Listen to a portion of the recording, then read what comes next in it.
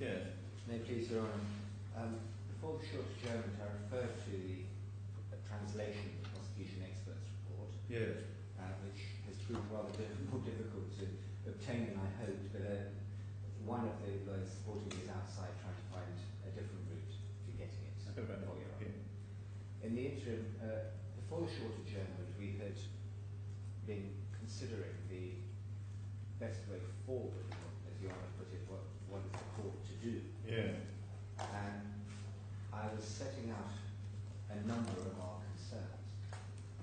And in one sentence, our concern is this: whatever is released, will it actually be applied in meeting the immediate judgment application by actually addressing the immediate judgment application, rather than putting us to the expense of dealing with miscellaneous, extraneous matters about Mr. Haig's belief concerning what may or may not have gone on in GFH Bahrain at some time in 2000. Part of your immediate judgment application is an application to strike out some parts of the claim. That apart, I'm not quite sure I'm following the point. Well, historically, Mr. Haig's response to this claim has been to make miscellaneous. Well, he may make some more, I don't know. Indeed. And our concern is. But if he produces a witness statement or a skeleton, yes, which raises issues that are not pleaded, then nobody's going to pay any attention to it. And our other concern is an amended defence being filed, which itself raises more questions than it answers, or which reserves to itself the right to further amend in due course, and so on and so forth. Well, I follow that in theory as a problem. If, and it is only if, but if the amended defence sees the light of day, it should either be accompanied or followed shortly by the evidential material which they rely on in answer to your application for immediate judgment. Of course, there may be disparities between the two defences, and what you're seeking to do is to say what the defence says doesn't work. So you would have to have an opportunity to reply to that. Indeed. Yeah. Well, the correct procedure, of course, would be that the defence, a draft amended defence, is placed before the court as part of an application for permission to amend the defence, with an explanation as to why it's necessary to amend the defence, and the defence now being put forward. Well, if you want an opportunity, assuming one sees the light of day, to argue its contents, then the court can hardly object to that.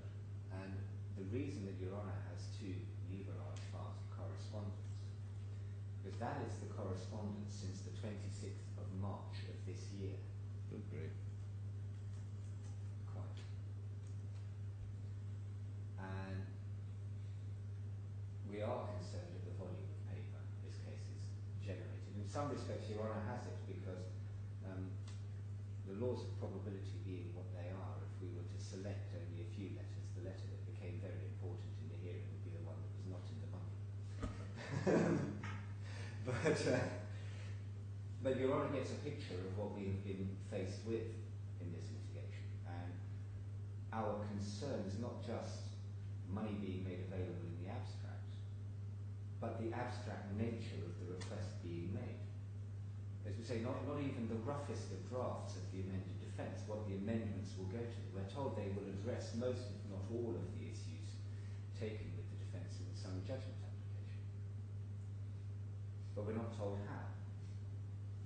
And that makes it very difficult for the court, in my respectful submission, to be able to gauge how much is genuinely needed, how much time is genuinely needed, whether this is another journey along the road leading to satellite litigation and vastly increased costs, which don't in fact advance the question very far, of how $6 million came to be in Mr. Haig's bank account, supported by a wholly fraudulent audit trail. And that, in my submission, places the court in a very difficult position. Your Honour is concerned that if there is to be an immediate judgment hearing, Mr. Hague should be properly represented at that hearing. Not least so that if I am successful in persuading Your Honour of the merits of that application, it cannot be said hereafter that Mr. Hague was unrepresented at the hearing, did not get a fair crack of the whip, so on and so forth. Well, as I said in my skeleton argument, fairness cuts both ways.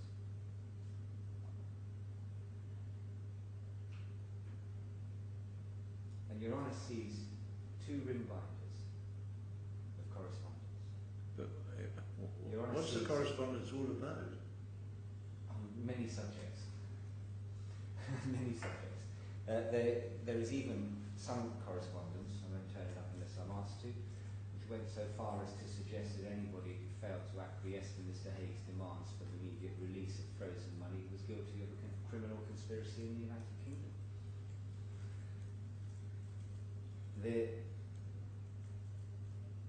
Your Honour has heard about the miscellaneous proceedings, and that even now, a couple of weeks ago, Nasser Malala appeared to have assisted Mr. Hague, to say the least, to present a criminal complaint against Mr. Patel. So, has Mr. Hague had a fair crack of the whip in presenting his defence? The immediate judgment application was filed on the 17th of March.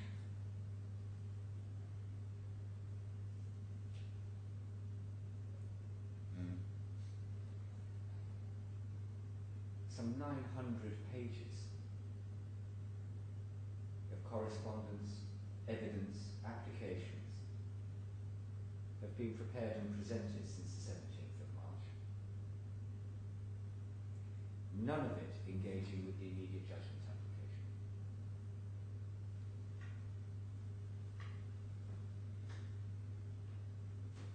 Now, that volume of correspondence and that volume of evidence must have necessitated careful consideration.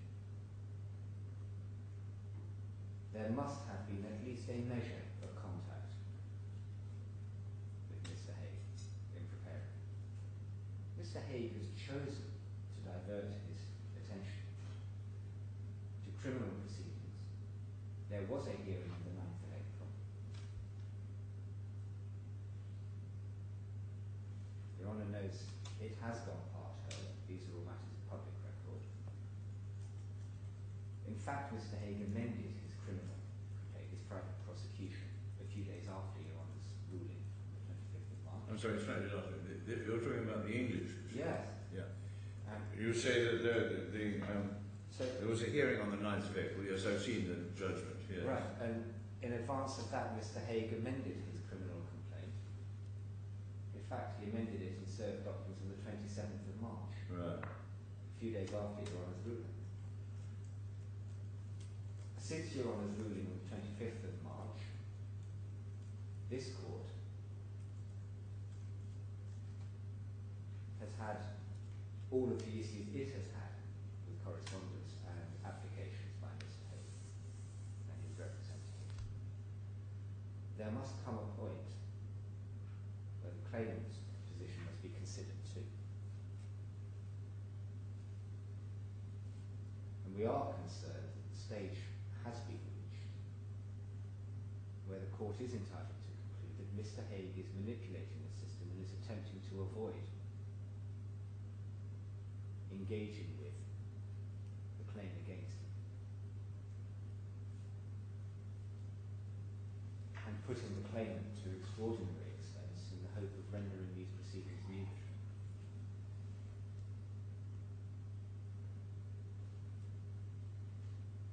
And we endorse with respect Your Honour's concluding remarks in the judgment of the 3rd of May that it's high time some discipline were imposed on Mr. Hague. We endorse with respect Your Honour's finding that if Mr. Hague finds himself in a position where he is unrepresented in these proceedings, that is as a result of his having chosen an extravagant and collateral approach to this case. So it is far from clear that the interests of justice necessarily require some more of what we say is our money being made available to Mr. Hague, so that these proceedings can be delayed further to the other side, at least the other side of Ramadan. It's the effect of what my friend was inviting Your Honour to do. The criminal proceedings, as I said before, the short adjournment are another matter. Now we have our concerns as to whether Mr. Hague would in fact be unrepresented. But for the sake of 1 month, and what amounts to just under £20,000, I don't press Your Honour to be hard on Mr. Hague, although we would reserve our position were there to be another application in early June.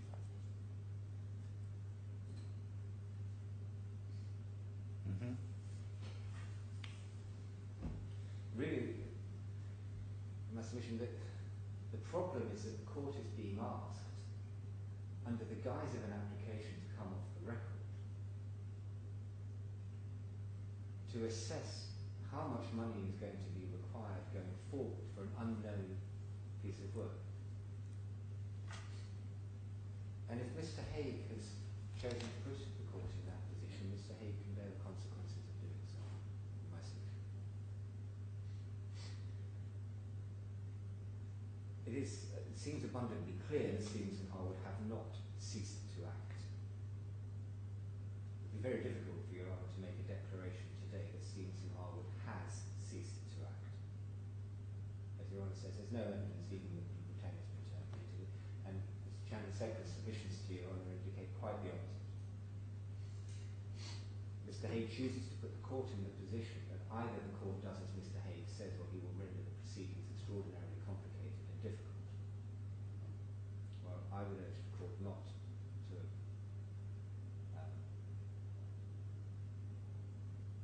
agree to such a course, to accept such a course as appropriate. And if it be the case that Mr. Hague must be produced from custody, well, Your Honour still has scant evidence about how difficult that really is. And one of the advantages of this jurisdiction, perhaps, over, for example, the United Kingdom, is that the authorities onshore in Dubai and the good offices of the court are very much easier to coordinate. And it may be that the court is able to use good offices with the Dubai police station to understand in reality how difficult it is for Mr. Hague to be brought to this court. Certainly, Your Honour will have noted the article in the Daily Mail on the 28th of April records a telephone interview with Mr. Hague conducted by Skype using a Skype phone lent to him by one of his guards. So that it certainly appears that those in the Dubai police station are trying to assist him. If Stevens and Harwood are to come off the record, Your Honour may be assisted by knowing precisely how much assistance Mr. Hague has had. Your Honour will have noted in my skeleton argument, I've highlighted that there is a total lack of transparency as to exactly how much time Mr. Hague has had with his lawyers and has with his lawyers. And Your Honour identified to Mr. Chandler Secretary the apparent discrepancy between Stevens and Harwood having 5 minutes, 10 minutes once or twice a week, and Nasser Malala requiring 12 hours in 1 month for attendances. At 10 minutes a week, it would not have escaped Your Honour's notice, it would take 72 weeks to reach 12 hours of time with Mr. Hague. Then, of course, there is the Skype phone, there are the documents that seem to appear when Mr. Hague perceives that they suit his purpose. So, quite clearly, this man can engage when he chooses to. And in my submission, Your Honour is entitled to conclude that he's simply chosen not to. And if he's chosen not to engage with the immediate judgment application, then the court, my respectful submission, need not bend over backwards to save him from himself.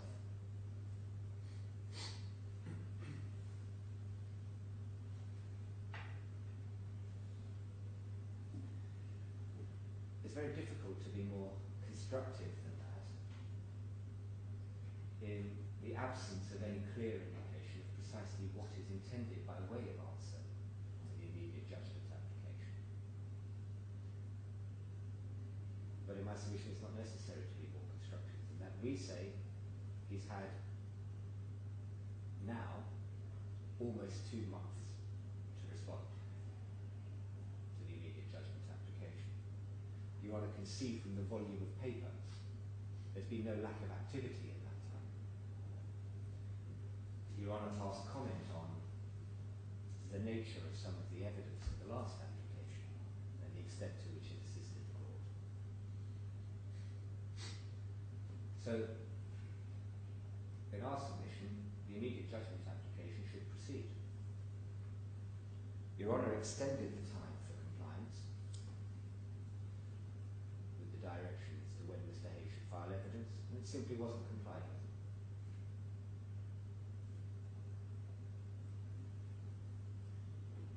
There's no further application to extend that period, save insofar as Your Honour is minded to release a total of £300,000 to enable an amended defence and an answer to the immediate judgment application to be prepared. No lesser figure has been put forward, and it's rather difficult to see what figure there would be that's not just simply plucked out of the ether in the absence of some clear indication of where this answer is going.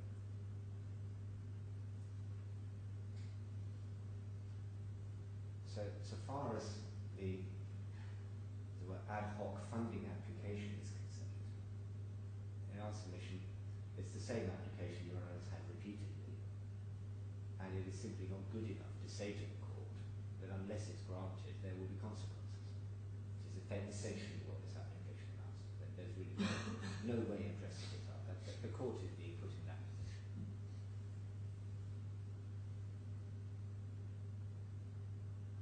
And if it be the case that Stevenson Harwood do cease to act, then the appropriate order can be made. And the appropriate order can be made. There isn't even an alternative address for service, which is also required by the rules. Mr. Hague has not said, my solicitors are coming off the record, please serve me at the Birdeby police station or anywhere else. What is said is, if the court doesn't release funds, then there will be all these complications that follow about how one could serve documents on Mr. Hague in the Birdeby police station.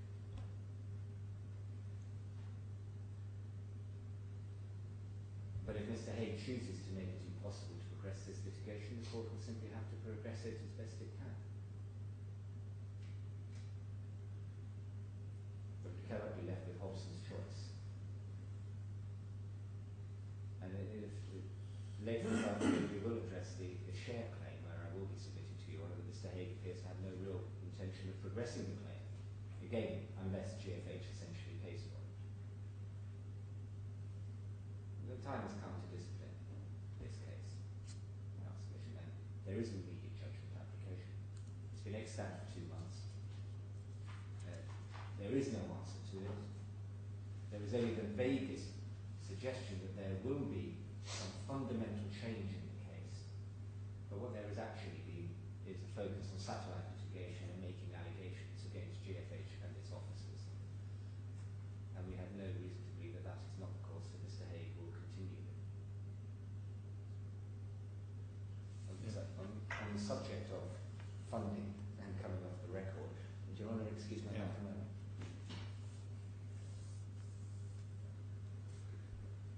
Unless I can assist Your Honour with anything specific. Now, the position about the expert's report in the criminal trial, what's the position there?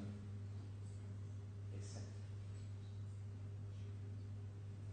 It should be being printed in the building about 30 Okay, well, we may have to come back to that. Let's see what Mr. General Secret says about what you have submitted.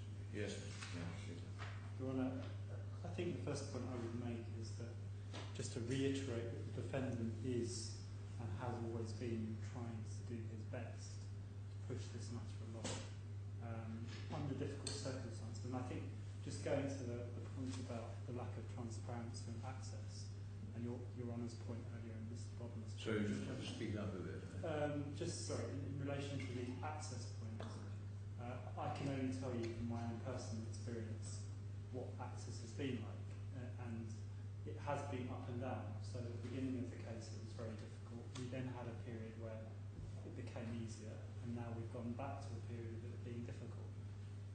I'm not sure what other transparency the court would require. If it would assist to give the court details of when we visited and for how long over the last, say, 3-4 months, that's something that we can do.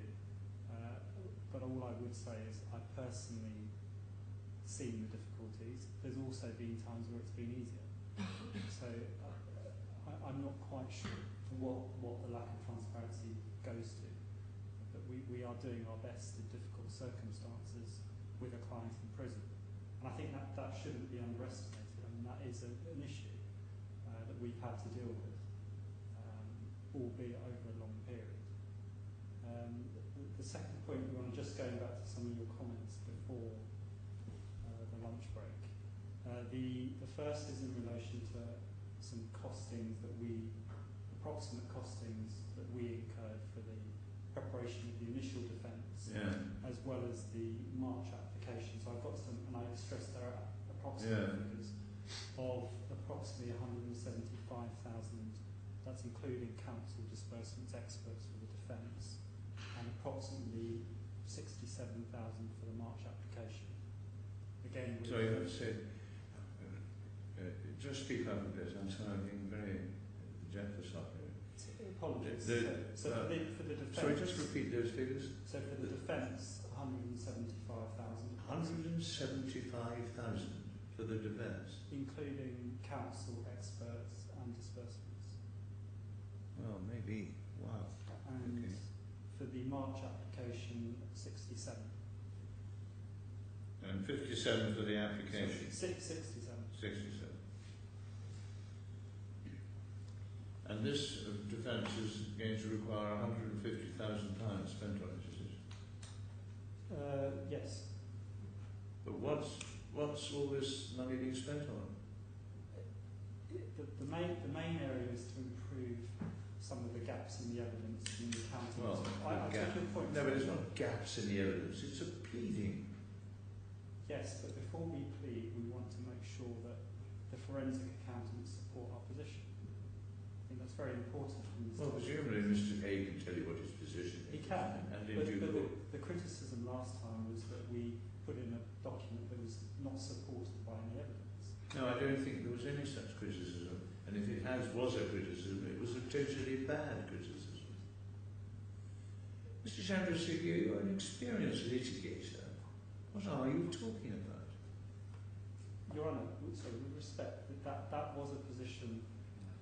Well, I'll find out. Is that right? No, Your Honour, the criticism was a lack of particularity. Quite.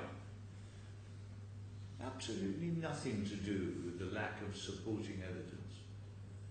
Nobody could possibly complain that a pleading lacks supporting evidence.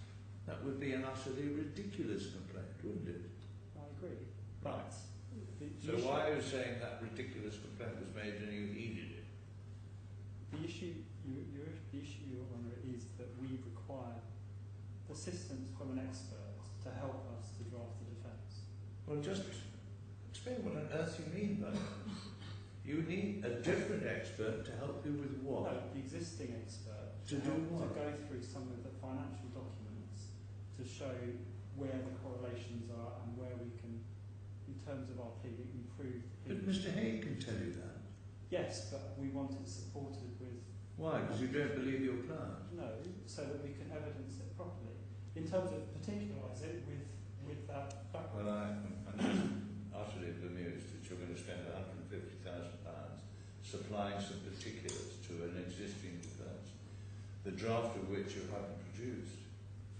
But Your Honour, and yet you... the draft has not been produced because we haven't had access to the funds to allow counsel. Well, it doesn't seem to have stopped you doing other things. No, Your Honour. But so why not use the money or the time for good effects rather than to wasting time? With respect, we don't consider some of the other bits of litigation a waste of time. Yeah, but this is the litigation on which you want the money to pursue. Correct. Well, Mr. Chandrasekhar, I'm afraid to say you don't represent your client with much skill, I have to say. It's pointed out to me we have 900 pages of correspondence between the end of March and today. Now, for a person who's short of money, that's a very strange thing to happen, isn't it? But Your Honour, that's a two-sided coin. That isn't just 900 pages from us. All right, 500 pages then. And also it's a lot of documents being reattached, so it isn't. But why? But it isn't purely. What I'm saying is it's not purely documents from our side. This litigation has been such that it has required correspondence from both sides. Both sides have corresponded heavily in this case, and that may be a reason to criticise. However, that has been the result of the last 3 months. Anyway, you want 150,000 to amend the defence, which cost you 175 to write, and you want 150,000 to prepare evidence to challenge the immediate judgment application, although it cost you 67,000 to prepare for the earlier hearings in this. That was a variant application. That was a variant application in March. Right, anyway, you give me the figures, thank you.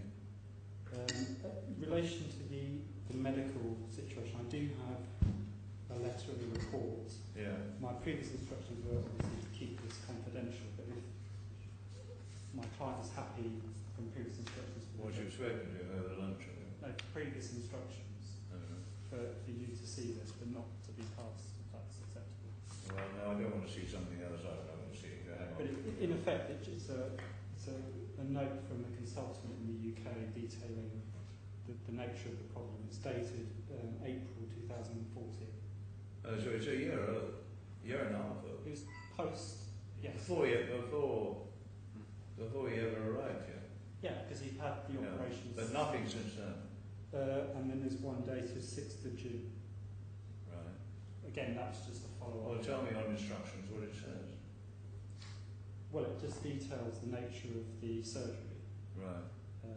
And the medication required and the follow-up. Okay. Right, thank you.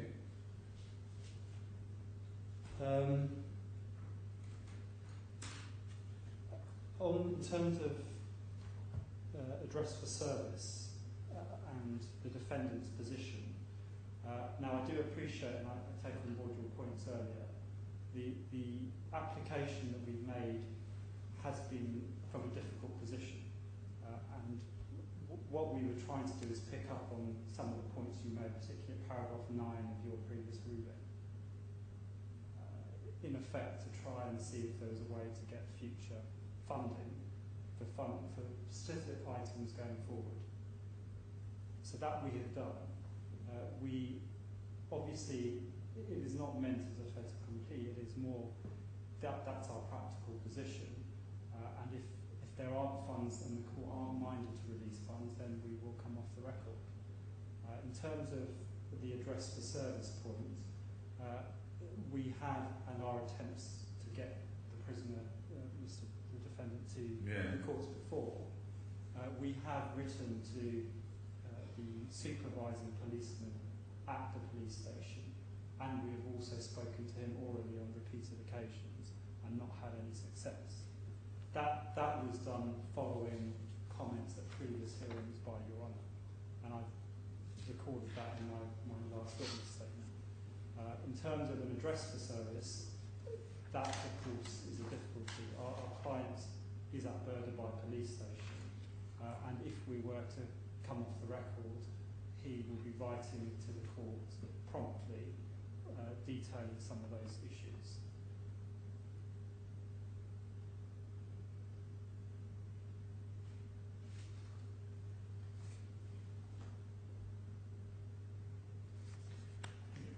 Have we got the defence in court? It's in the papers, you've got everything else. Volume 1, it is divided 3.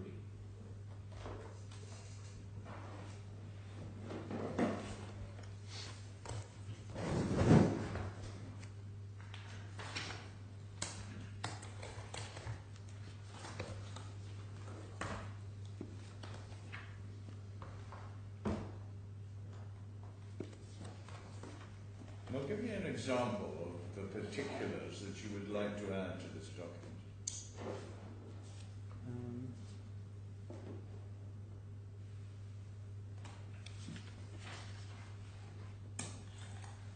I mean, one can assume it contains the thrust of his defence. What the purpose of the amendment is to furnish particulars, it's just as I to add understand. more detail to the points made in terms of the practice of false accounting. Sorry, say that again? The various items that we've detailed in terms of practice, sums due, how the mechanisms of how things worked. We just want to go into more detail. Well, that doesn't tell me anything, I'm afraid. It really doesn't. I mean, you could have just served a voluntary set of particulars. Sorry, you mean an amended defence? You could have just served a voluntary set of particulars, because that's all you want to do, as I understand it. You don't want to change the defence. No. Just more particularity. Right. So what could be accomplished, seems to me, to help me with this, is that in any material which you might want to rely on in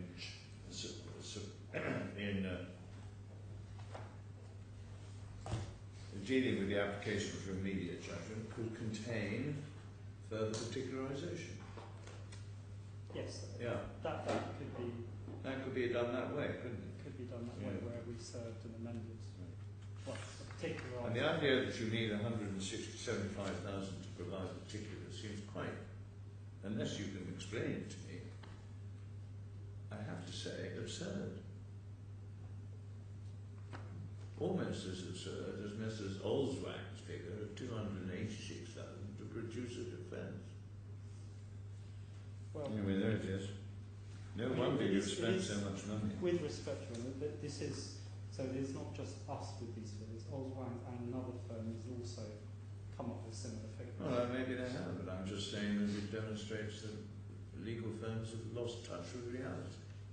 Well, this is a big-ish case, but it's not that big. These are figures that might be associated with enormous claims. Of great technical and factual difficulty. Right, is there any more you want to say what is now said about the position of the claims and the allegation which is made fairly succinctly, that the lesson the court should learn from the history of this case, particularly since March of this year, is that the defendant does not want to engage with the issue of whether he has defrauded his employers, but simply wants to divert attention and divert expense to a whole range of other matters. Now, what do you say about that? Your Honour, that, from my submission, that's simply not the case, because what my client wants to do is put in a more detailed, particularised defence and strenuously defend the claimant's application. That is what we've said as the purpose of our release of funds going forward, and that is what the money will be spent on. To say that he's not willing or wanting to engage is simply, in my submission, not the case. Okay. The other point that was made was that he's, in effect, stringing out the criminal proceeding. Again, with respect, why would he want to string out? He's been now in prison for a year.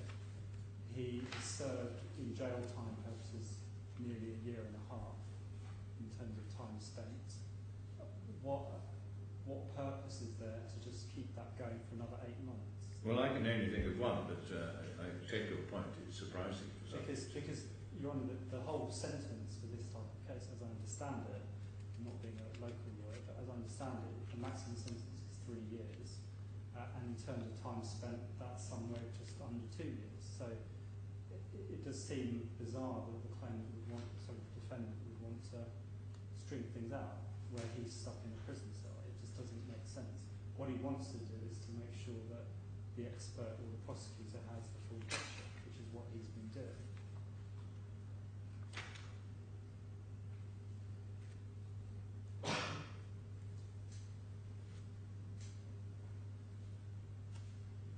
Okay, thank you. Any more?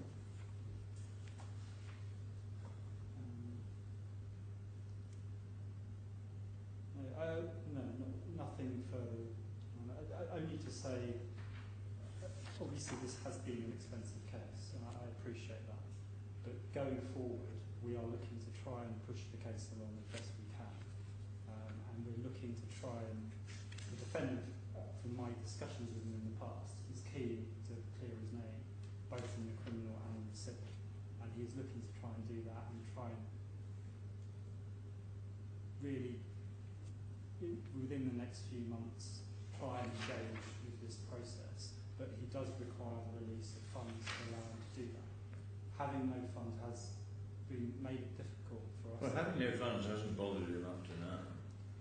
Well, it has in respect of trying to tackle some of the issues here, because we are, at the moment, we are without counsel, we are without experts. No, now you are, you say at least. But it's not bothered him that you're spending a lot of money up to now. Not only on this case, but about 5 others. But with respect to all those cases, we feel have merit and should be pursued. Now, what we're trying to do now, given the ruling... Well, maybe you are trying to do something now, but all I'm saying is that he spent something in a region of 1.75 million on a range of cases. That's right, isn't it? Yes. Yeah. Although, sorry, it's spent, obviously not time incurred rather than time. All right, but that's the sort of fee he's exposed himself to. Correct. Doesn't sound like a man who's reticent because it's going to be so costly. Well, it's a man trying to clear his name and push to try and do so. Well, the one thing that might help there, isn't it, is to deal with the immediate judgment application. If he loses that, then he may find himself in very serious. Which is what he wants to do. Yeah, okay. Well, thank you very much. I'm sorry that we've taken so much time. Now, one more chance to see the criminal report. Can I just... Okay, show it to me, will you? Do you have to see if we've got a copy? We have multiple copies, yet I believe he doesn't have a copy. Right, so you must have it somewhere, but give him an extra copy. Pass up a copy if you're right. Now, which of it do you think I might derive some assistance from? I take Your Honour.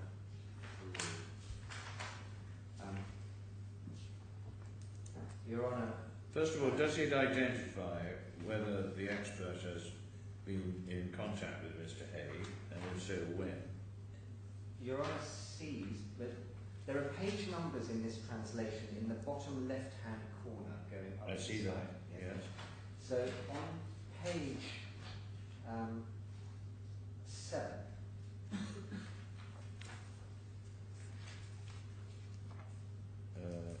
Sorry, in the bottom left-hand corner, yes. under the heading 5th, procedures applied and execution of the task. This is a chronology beginning on the 21st of July of 2014. Thank you. And the first meeting, or first communication, with the attorney of the defendant was the 3rd of August of 2014. That's over the page. Yeah. And there are then meetings backwards and forwards. 10th of August, the meeting, the expert was held with the attorney of the defendant. Then meetings with the claimant. Now, the attorney is Mr. Malala. Yeah, I believe so. Yeah. Your Honour sees on page 9, on the 25th of September, public prosecutor was addressed concerning the request for the bank Hang on a statements. minute, sorry, I'm just reading up to that. Yes.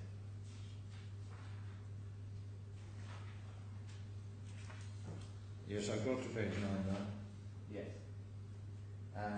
Various communications with the claimant, but then at the foot of the page, 25th of September 2014, so 10 days after the hearing before Your Honour, which Mr. Hague accepted receiving the funds, public prosecutor was addressed concerning the request for the bank statements of accounts of abroad to provide us any original documents or any copies of the original documents that are available to public prosecution.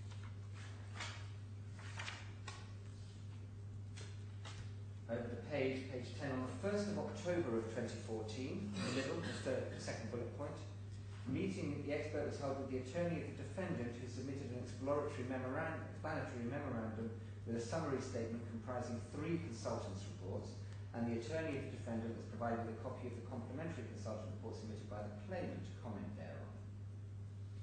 Then, meeting with the claimant.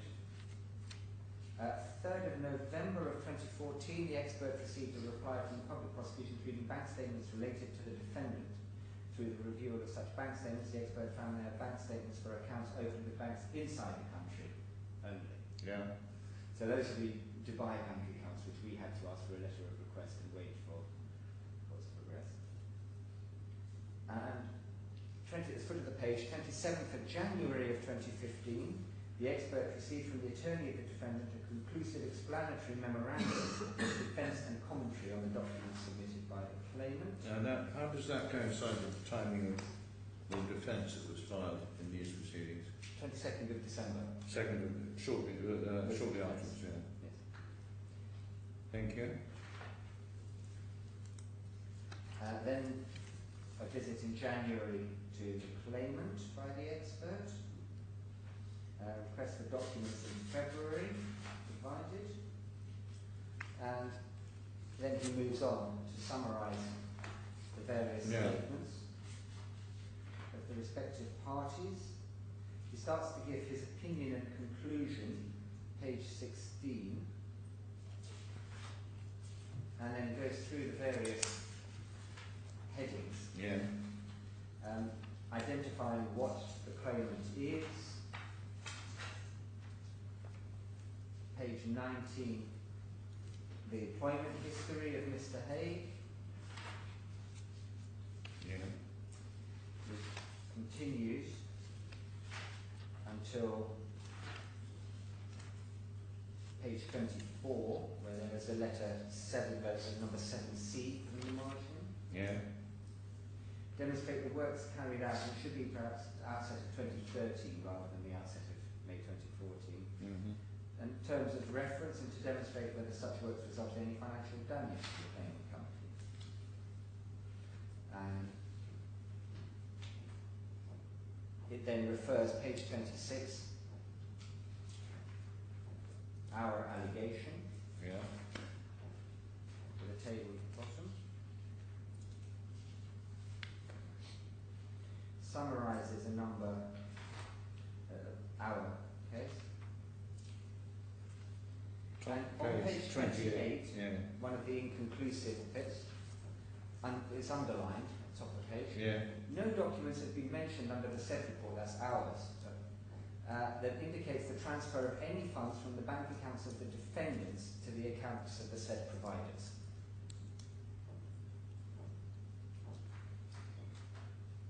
Well, that's So common ground, as I understand it. it is. Yeah.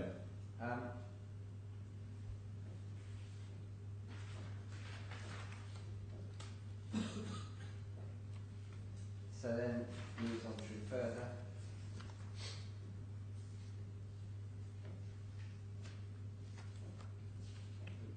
Then there is reference to meeting with the expert, between the expert and the claimant.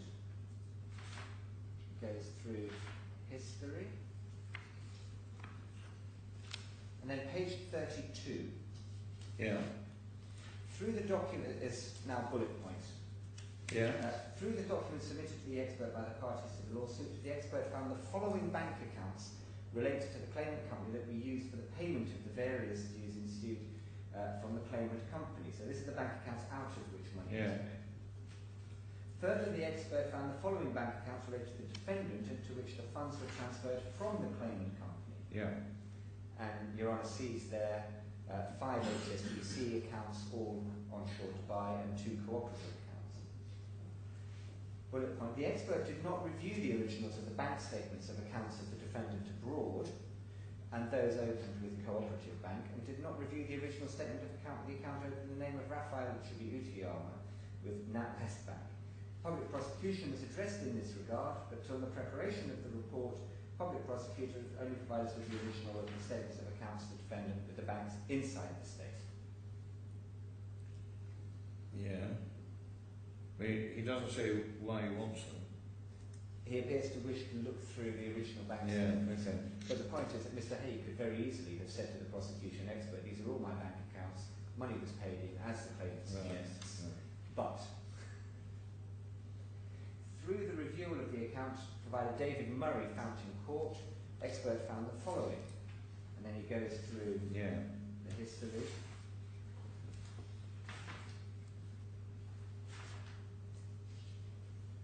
He goes to, and then page 37, Yeah. he goes through the history with regard to the GPW.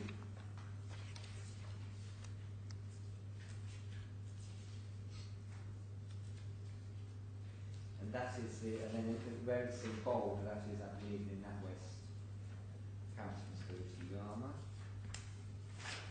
And then page 38, you can't identify whether the But not defendant owned the relevant account. Yes. But that's one of them, is it? The Cooperative Bank, Manchester. That's one of Mr. Hayes' accounts. Yeah. So, again, Mr. Hay could have very easily told the Right. expert. Actually, these are. And on page 39, the expert found that the 2 above-mentioned accounts, the cooperative accounts, belong to the defendant. Yeah. An admitted fact since for 5 months by the time of this report. Then Dewey and LeBeuf does not feature as in the particulars of claim because we didn't want to add another Yeah. provider. And so I pass over that. And then page 42, Lincoln Associates, which is then considered over the following pages.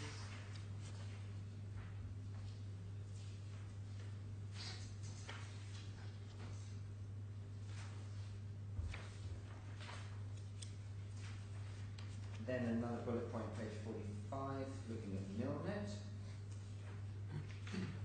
Simply sets out, Then he summarises the position, page 47. and he summarises the position at page 47.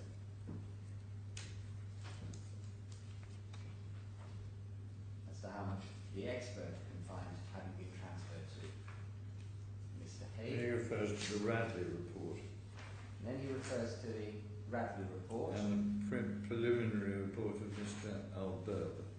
He does. Alberb, sorry. Yes. It should be Alba. Alberb, sorry. That's the report that Yeah. the preliminary report is the one that predates the report I took Your Honour to before the short adjournment. Then a consultant's report presented by PwC Dubai.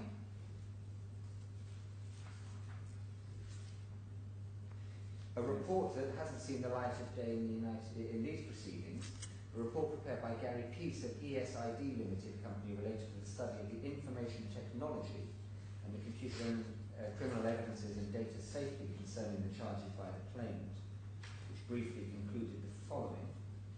What page are you on? Page 51. So Yeah. he appears to have submitted a IT expert's report, which suggests that there are issues with IT security Yeah. in the claimant. Sorry, you want just to interrupt. That was a report simply saying different people have access to the defendant's email accounts, rather than questioning security. Well, that's Okay, but then have his opinion at the end here. yes. In conclusions and opinion, he summarises what the claimant is. He summarises Mr. Haig's history of employment.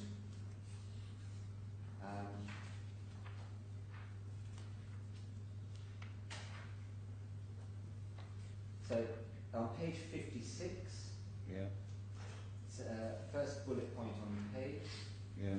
It is not found from the nature of the work of the defendant or the duties assigned to him as per the job should be description determined for him by the claimant, that he was assigned by the claimant to, or that the nature of his work and job permits him to receive funds from the claimant company or any funds related to it, and that he was assigned by the claimant to receive funds from others on its behalf.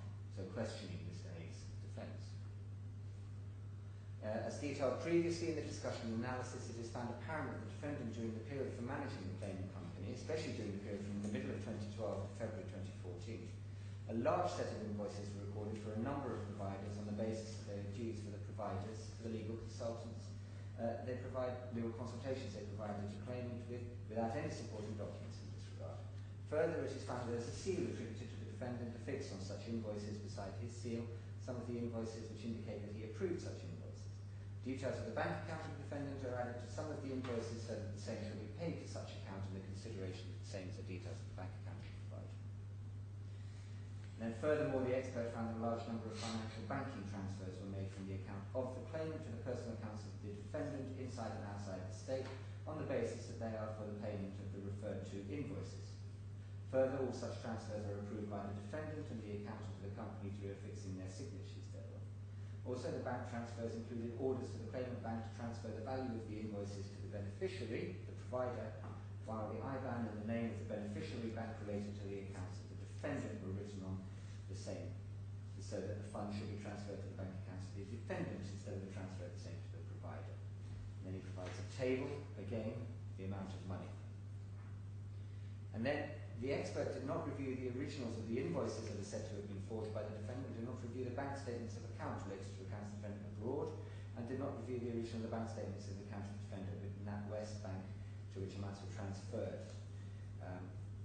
The public prosecutor was informed in this regard by the expert of the original bank statements of accounts submitted in the lawsuit, because we provided photocopies of what we had been able to discover. The expert was provided with the bank statements of accounts related inside the state only.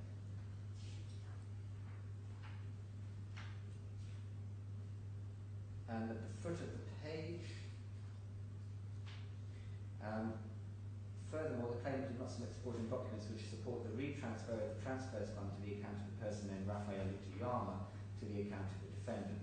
Also, the expert did not find whether there is any relation between the person named Raphael Utiyama and the aforementioned company or not. Once again, Mr. Haig simply told the expert, this is my friend. This is my friend. Eventually, and then page 60, eventually the expert states that the attorney of the defendant submitted consultant reports and a set of documents to prove that the transactions related to the amounts transferred to his bank account were forged by the claimant and the employees thereof. The expert believes that proving the forgery is beyond the competence of the accounting expert. Finally, the expert hopes that the report is realised for purposes of the task and commenting the report. Thank you. So, it's quite clear in our submission from that Mr. Haig has been fully engaged with the criminal proceedings throughout. And it's also quite clear that he's putting the prosecutor, to the cost of investigating facts which in these proceedings are admitted. Understood. Thank you. Right. Now, we've got another hearing, haven't we?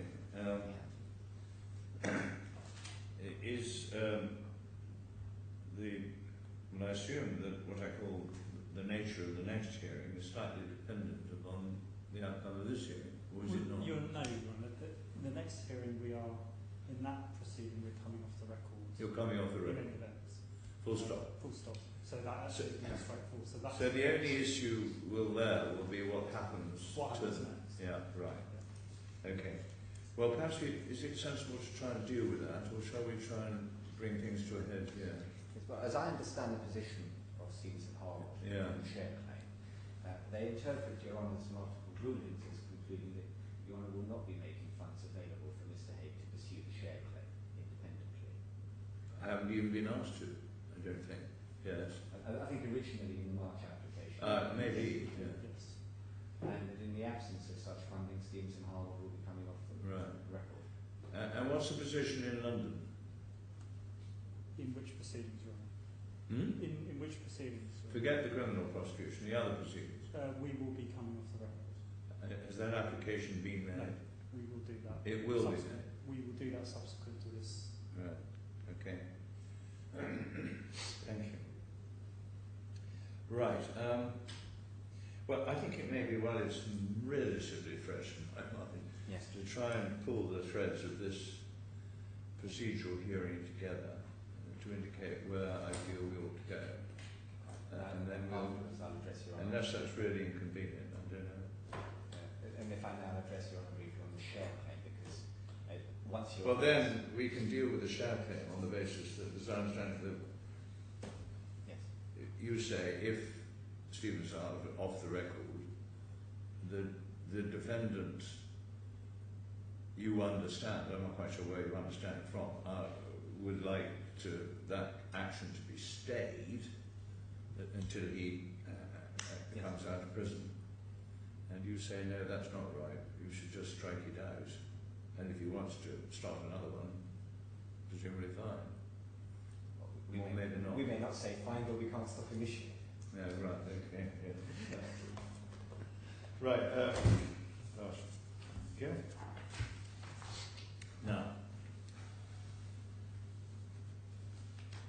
let me just get my bits and pieces together when I think about it.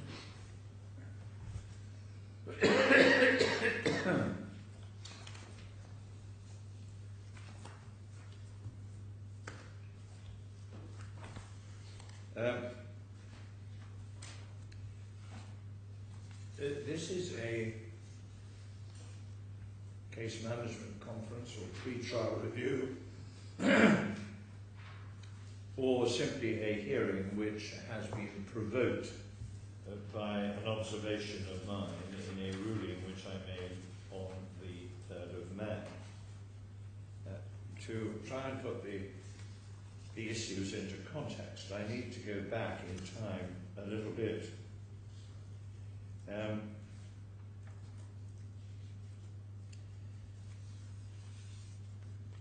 The action in which this procedural hearing has taken place was initiated by a claim form in May of last year. The nature of that claim is that the claimants contend that their former employee, Mr. Haig, defrauded them of something in the region of $5 million by causing or encouraging the preparation of false invoices against which payments by the claimant were made, not to the third parties which appeared to be the potential beneficiaries of the invoice, but into the accounts, various bank accounts of Mr. Haig. It is in fact common ground in the present proceedings, that is to say the civil fraud proceedings with which I'm concerned, that the invoices were false and that the monies paid against them did indeed go into Mr. Haig's bank accounts. That is admitted.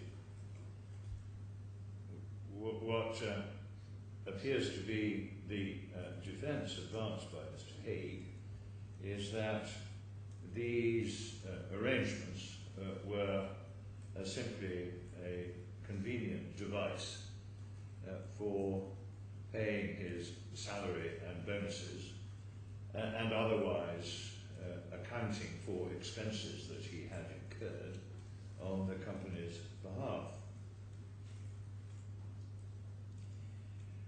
Not perhaps surprisingly,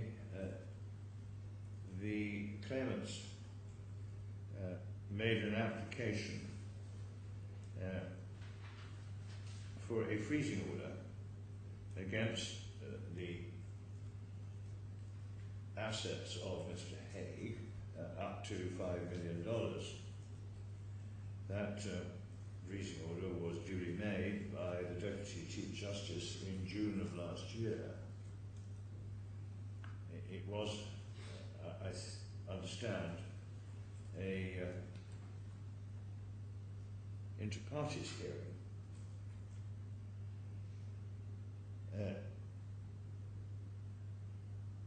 By necessary inference, I don't think I've seen a judgment on the matter, but by necessary inference, the Deputy Justice concluded that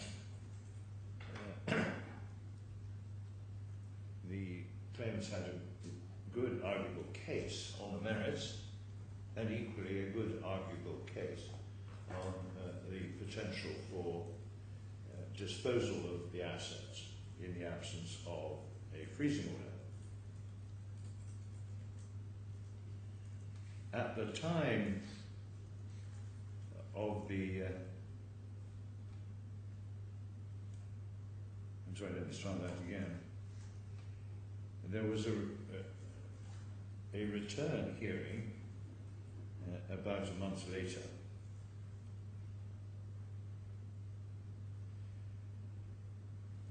Throughout the period and to date, Mr. Hague has been in custody. Sir John Chadwick was told that Mr. Hague had been granted bail by the prosecutor or police, but only on condition that he lodged a bail bond of 23 million dirhams, in the region of $5.5 million. At that stage, the freezing order was varied to enable Mr. Hague to apply to fund a bail bond by using the frozen funds. In fact, no such application has ever been made. Perhaps that's not surprising, since Mr. Hague's disclosed assets,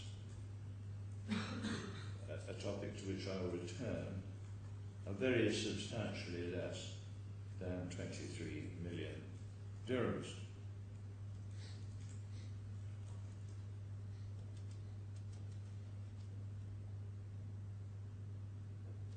In September last year, there was the first of a series of applications to vary the freezing order,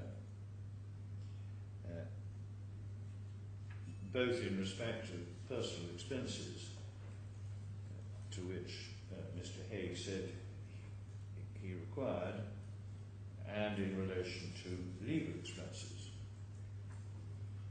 At the September hearing, the defendants, I'm so sorry, the claimants, conceded that despite the fact they were asserting a proprietary interest in all the liquid, in almost all Mr. Hague's assets, other than a flat in Dubai and a car, they were minded to allow the defendant solicitors, Messrs. Stevenson Harwood, to use a sum of £200,000 by way of legal expenses. That £200,000, as I understand it, was part of a sum of something like £900,000 in a solicitor's account in England. The source of those funds was the return of a loan made by Mr. Hague or a company associated with him to Leeds United, which Leeds United had repaid. It was the claimant's case that those funds were traceable to the proceeds of his fraud, and that therefore they were entitled to assert a proprietary interest in the monies. But despite that assertion, they were minded to allow Mr. Hague to have at least £200,000 towards his legal expenses.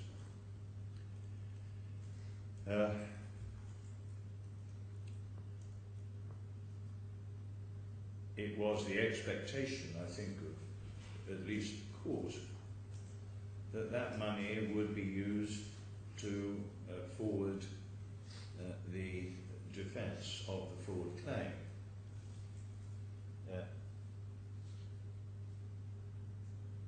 Only very recently has any indication been given as to how the money was in fact deployed.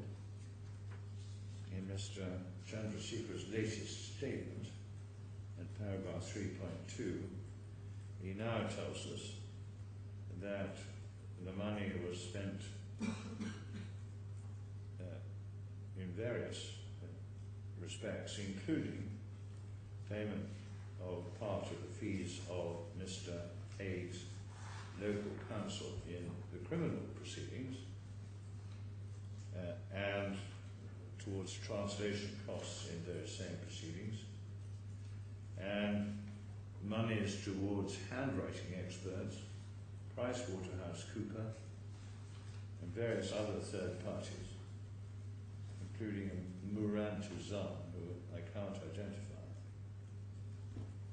The money is retained by Stevenson Harwood and London Council, totaling about 100,000 of that money.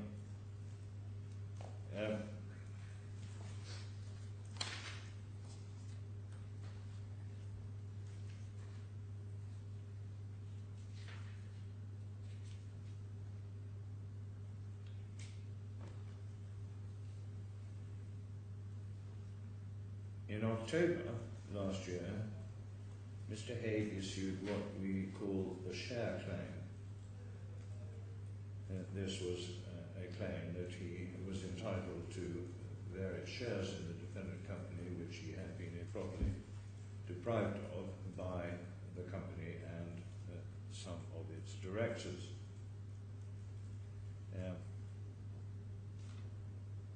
The complaint was that not only had there not been, the complaint was put in the alternative that either the shares had not been transferred at all, or if they had, they had succumbed to a serious fall in share price by virtue of the company's manipulation of them.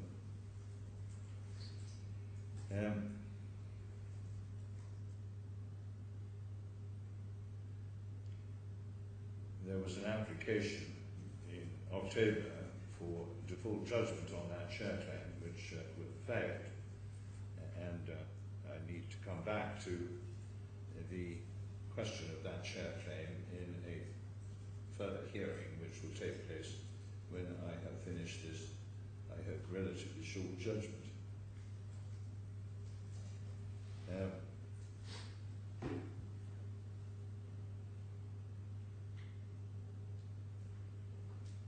It is to be noted in passing that in October, on 15th of October 2014, a handwriting expert who had presumably been retained with the benefit of the monies that had been made available in September, reported to Mr. Hague and those advising him that there were various documents which had been inspected in their original form, which were signed on a pen on ink basis by Mr. Hague.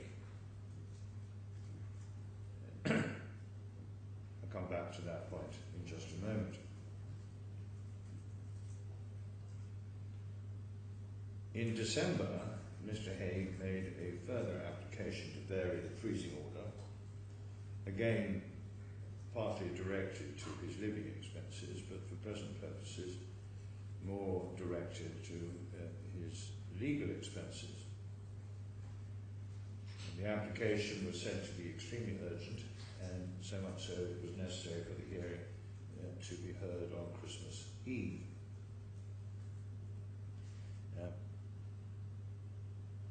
The application was supported by a report from PwC and a large number of other documents. And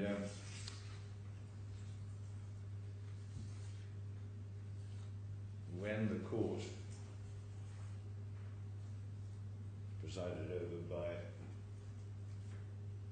Justice Al-Mahani, held that the application was not urgent, it was simply withdrawn.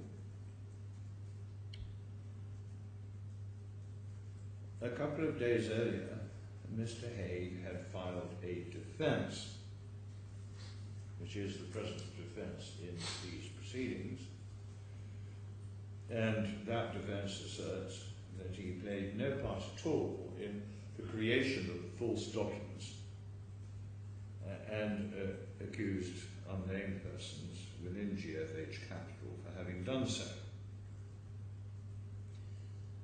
Unhappily, it exhibited an expert report. Unhappily, firstly in the sense that there was no business for it to exhibit an expert's report, but even more unhappily, that those drafting it chose to append to it an earlier report of Messrs. Arab Lab, to that which I referred to, produced in October, which contained no reference to the fact that some of the signatures were original. All it did was to confirm that there were documents on which a photocopied signature had been transposed.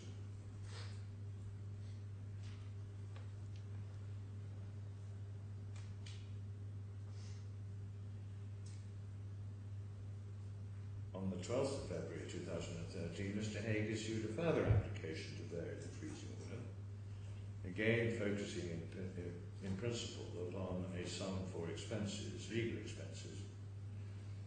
The sum sought was £550,000, part to go towards incurred legal expenses and part towards disbursements. It's fair to say that the sum that was being sought is and remains at least as much as the total assets which Mr. Hague has disclosed.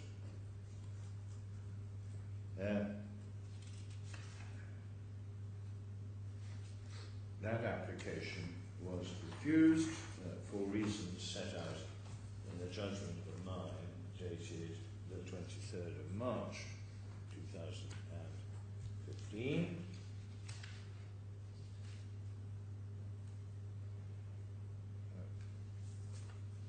The judgment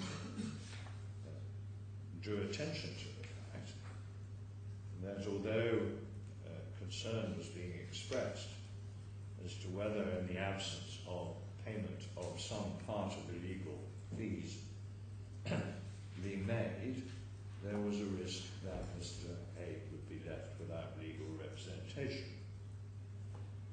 The court formed the view that Mr. Hague appeared to have no difficulty in persuading lawyers to act for him on a pro bono and or credit basis, because even by that stage, taking account of legal fees, experts' fees, counsel's fees, a liability running to well over £1.5 million had already been incurred.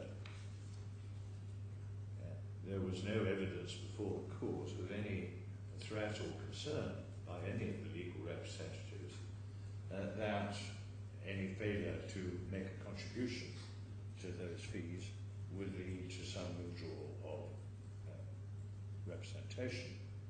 In any event, as it struck the court, the contribution to those expenses and those fees was going to be so modest that it was unlikely that of itself would encourage anybody to continue representation when it was estimated that the further costs that would be involved in the litigation would be almost the same sum yet again.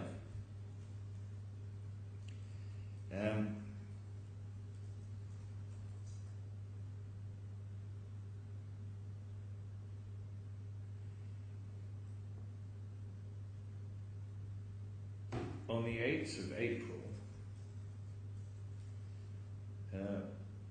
Mr. Haig lodged an application for permission to appeal that decision. He put forward the explanation that he was not going to prosecute at that stage as he did not have funds to do so, and in particular even to pay a court fee. And he sought, as I understand it, permission from the Chief Justice for that fee to be waived. But matters were overtaken when yet another application was made to vary the freezing order about 10 days later.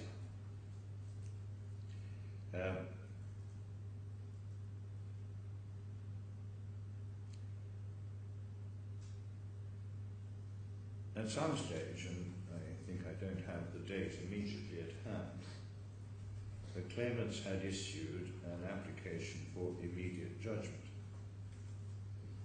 and they filed with it a substantial document setting out their exposition as to why they said the content of the defence couldn't possibly afford a valid defence.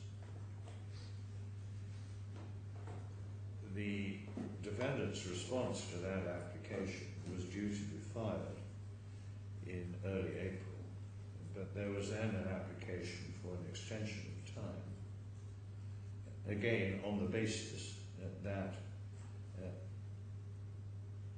given that a further application for variation was on the cards, they would not or could not proceed with preparing such a document absent a release of funds from the freezing order.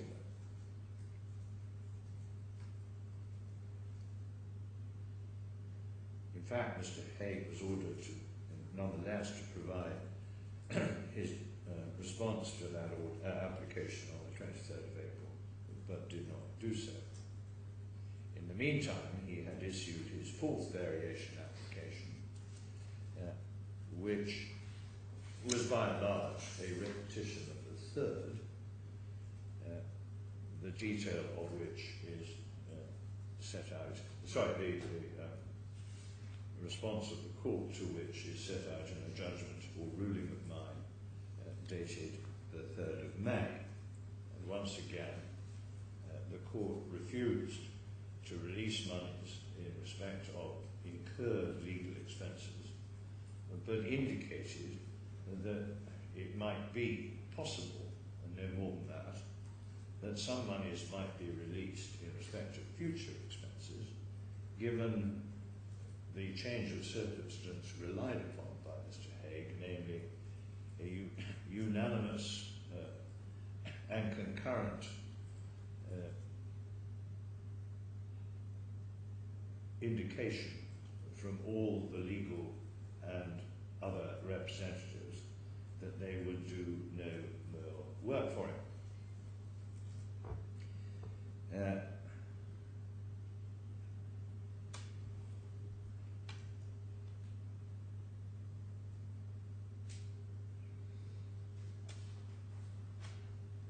The other,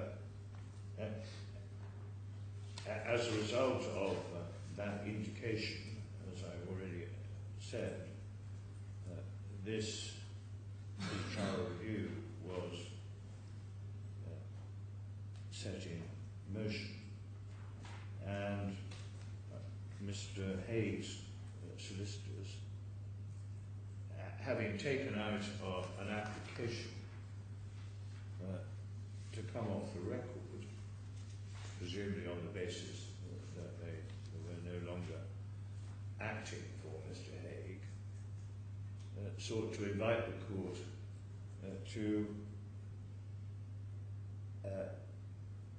foreshadow that application with yet a further application to vary the freezing order, which, as it's put by Mr. Hague, if refused, would lead to Messrs. Stevenson and Harwood coming off the record. It is that threat which is used by Mr. Hague to urge the court to release funds. I should add this, that of course concurrent with these civil proceedings there are criminal proceedings on foot in which Mr. Hague is, or at least was, separately represented by local counsel Messrs. Nasser Malala. They too have been insisting on full payment of all their outstanding fees, but through the mouth, as one might say, of Messrs. Stevenson Harwood. But when my judgment of May the 3rd emerged, and following some exchanges with the court, Messrs. Nasser Malala wrote to the court on the 10th of May, inviting or putting forward the proposal that a contribution should be made to cover the costs to be incurred, yet to be incurred, over the next month or so. The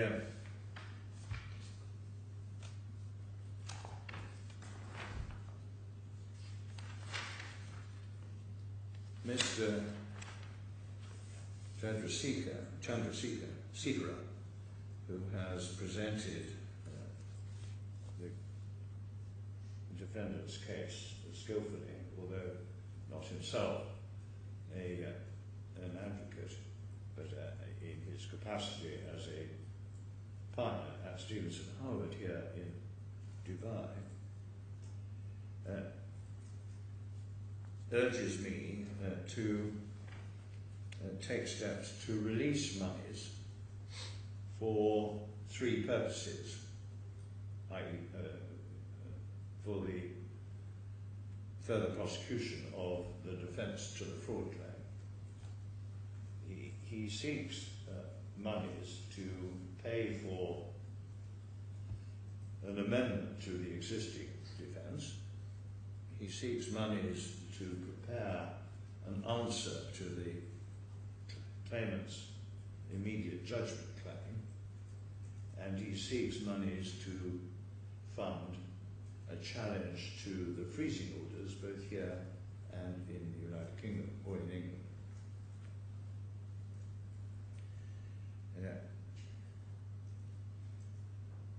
He is asking, in effect, for something in the region of £150,000 for each of those activities. Quite where that figure comes from remains, if I may say so, wholly obscure. It can't help but being observed yet again that the monies that are to be expended if that application were to succeed would largely consume all of the assets which Mr. Hague has disclosed, save for modest assets, real property assets here and in England.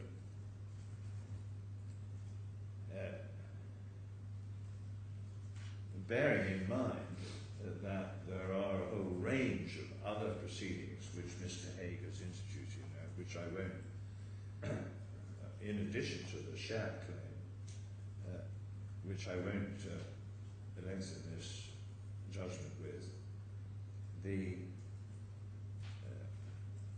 commercial realism of these proceedings, when viewed from the perspective of the defendant, remain wholly obscure.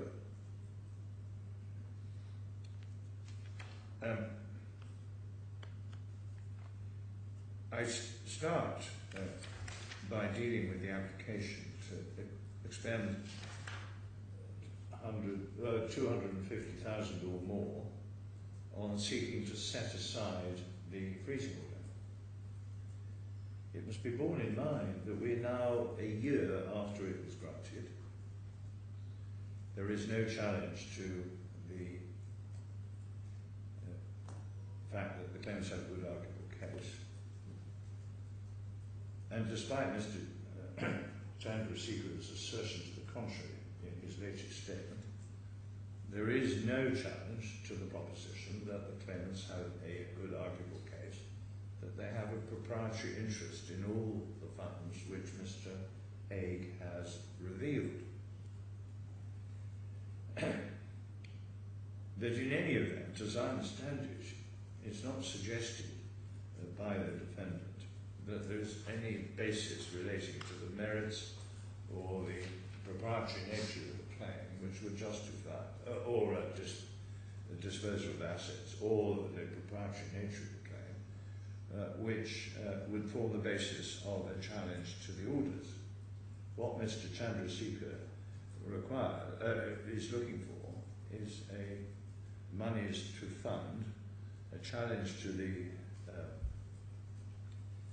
freezing orders on the basis that there was, at the time they were obtained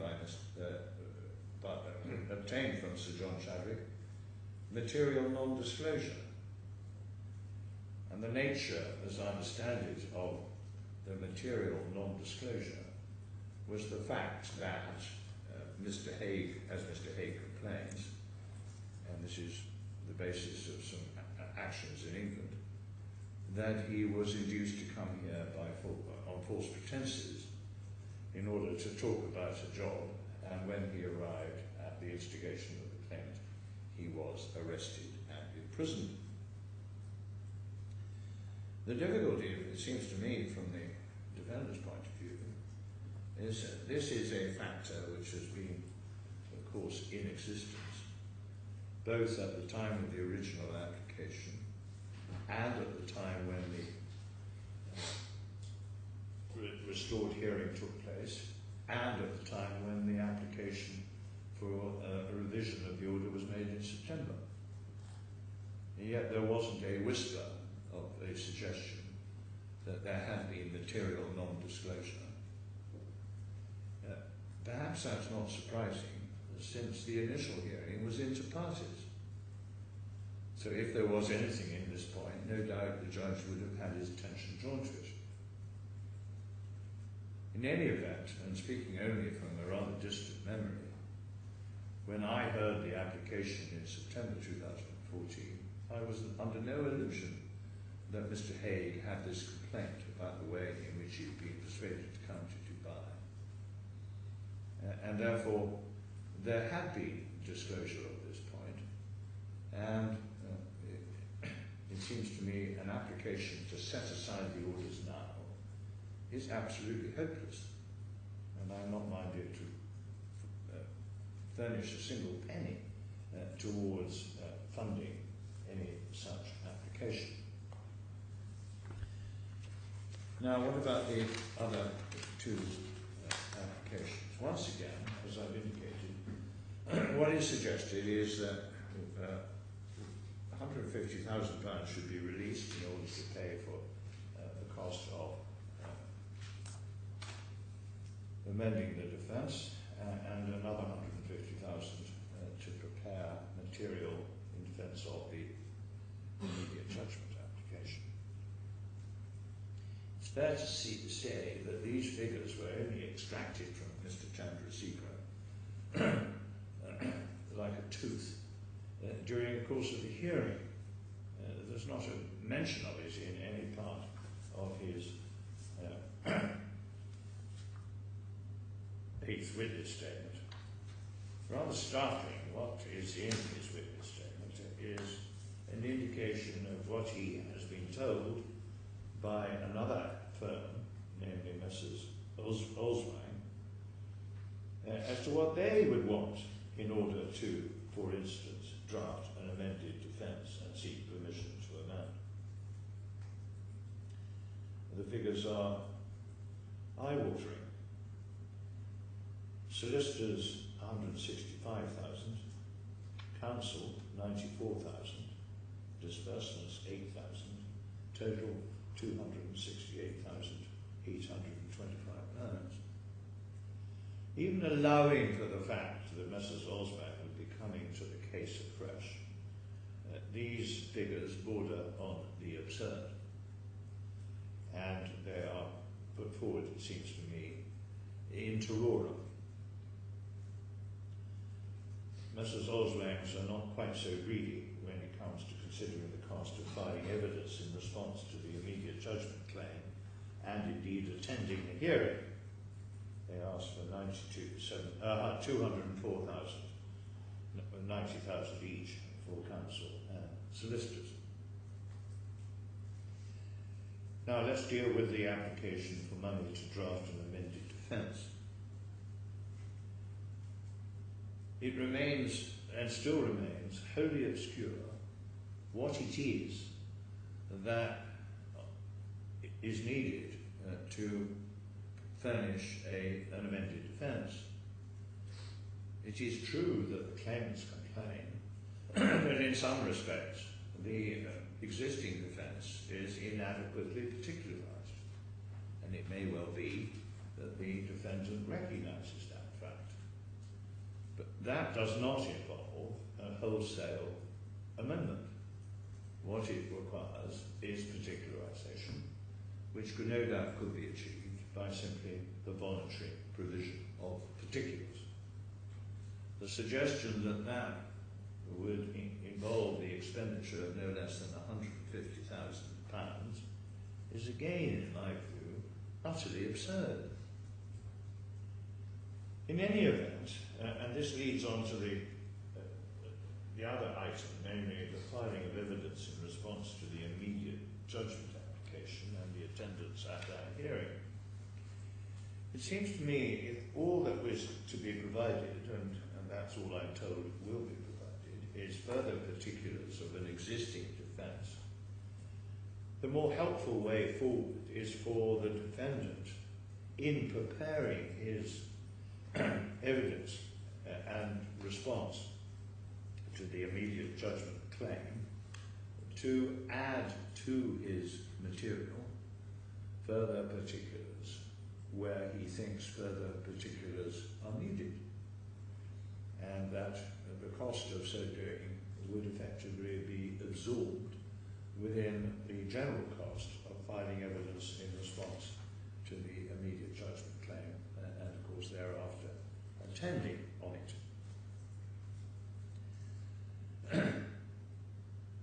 So the big question now remains as to whether it's proper for the court to dig into the frozen fund to provide at least some monies towards the task of filing evidence and dealing with the immediate judgment claim. The claimants say, if I may say so with considerable justification, that the manner in which the defendant has conducted these proceedings leaves a clear impression that he does not want to engage with the claim. He simply wants to manipulate the system to avoid engaging with the claim. And much of what he has been doing up to now, and continues to do, is to divert attention and resources from the immediate task. And accordingly, the claimants say, the interests of justice do not lead to the conclusion that their money, or at least arguably their money, should fund any further the claimants, the defendants in embarking upon this strategy. And further, that they've had a considerable period of time to consider the detailed analysis of the existing claim and defence, which has been spelled out in the application for immediate judgment, to enable them to deal with the points that are there made without much difficulty.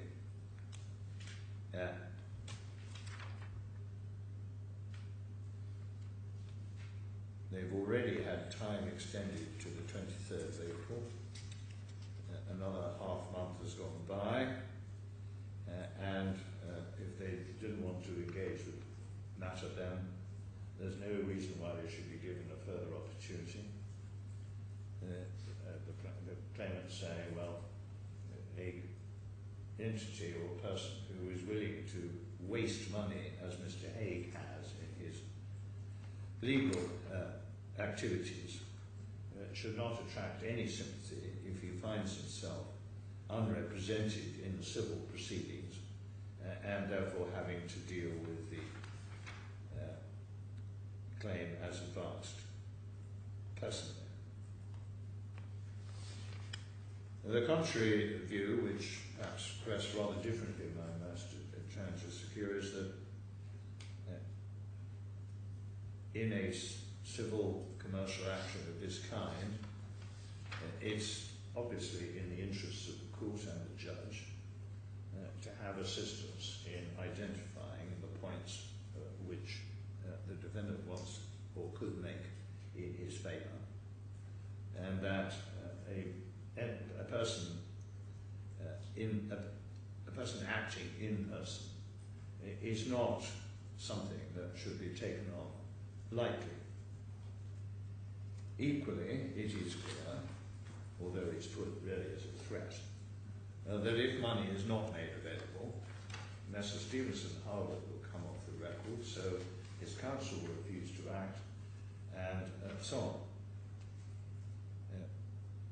I should add, perhaps in parentheses, that I pay no attention to the complaint that somehow Mr. Hague is being shut out of an opportunity to take expert advice on the terms of his defence. That seems to me to be quite unnecessary. He is the person best placed to identify how money came to be paid into his account and how it was used. He does not need an expert to tell him. It's common ground that the money went into his account.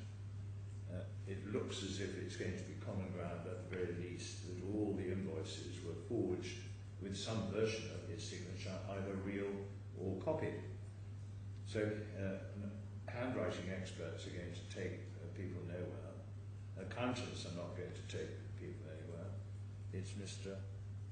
Hague to simply explain how this has all come about, and there may be a very simple explanation.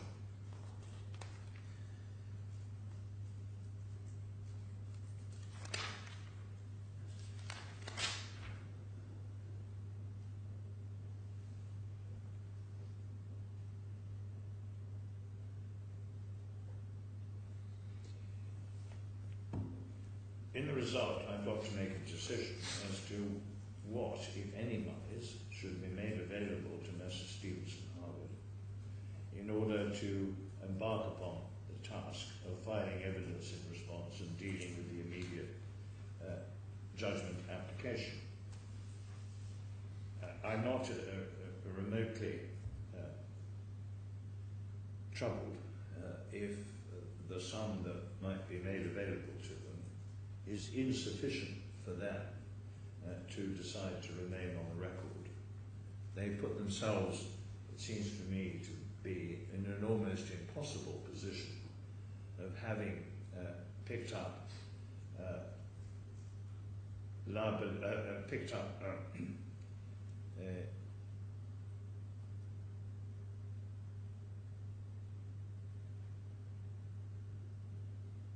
from one of their clients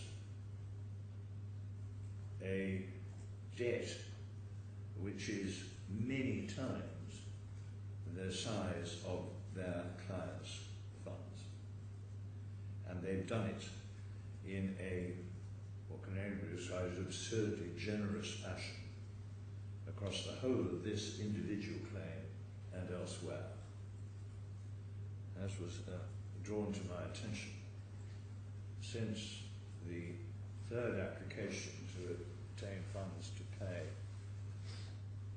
the part of the legal fees made in March, the only work product from the defendant solicitors has been 2 volumes of correspondence without, together with 2 witness statements.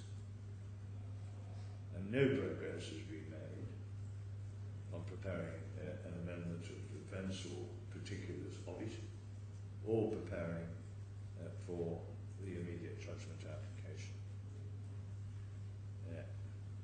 So if there is a problem, Mr. Hague and his solicitors have only themselves to blame. And I should add that I approached Mr. Hague's submissions with a rather long spoon for many of the reasons that are set out in my judgment earlier this year about the credibility of Mr. Hague.